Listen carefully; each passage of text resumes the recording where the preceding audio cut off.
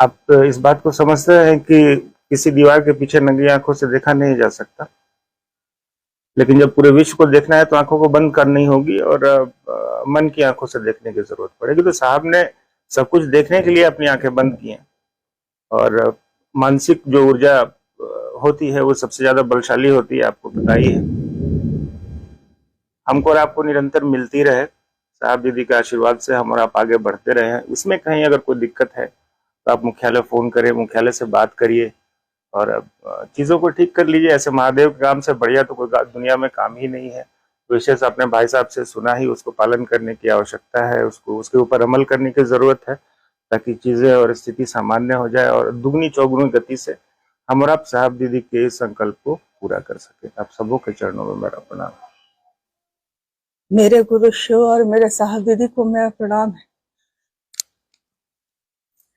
साहब ने अपने किताब में लिखा है कि पीड़ा के क्षणों में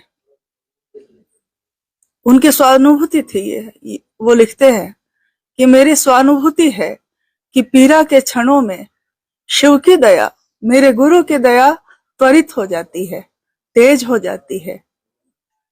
आज हमारा अभ्यास था उनके शरीर के साथ रहना, तो अचानक जब यह शरीर नहीं दिख रहा है तो ऐसी पीड़ा है जिसका वर्णन तो शब्दों में नहीं किया जा सकता। लेकिन इस पीड़ा पे मरहम का काम भी गुरु की दया ही करेगी। जब दीदी गई थी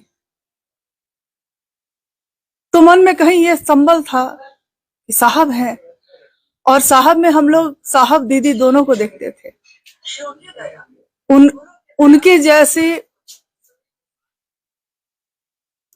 उनके जैसा प्रेम करने वाला, उनके जैसा प्रेमी, उनके जैसा साथी, उनके जैसा भाई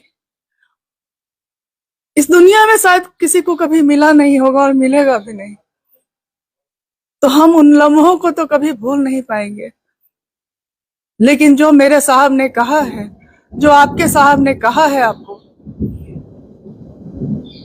कि स्वयं भी यथार्थ में सभी शिव शिष्यों का ये एकमात्र उद्देश्य है कि वो यथार्थ में स्वयं भी शिव के शिष्य बने और दूसरों को भी प्रेरित करे।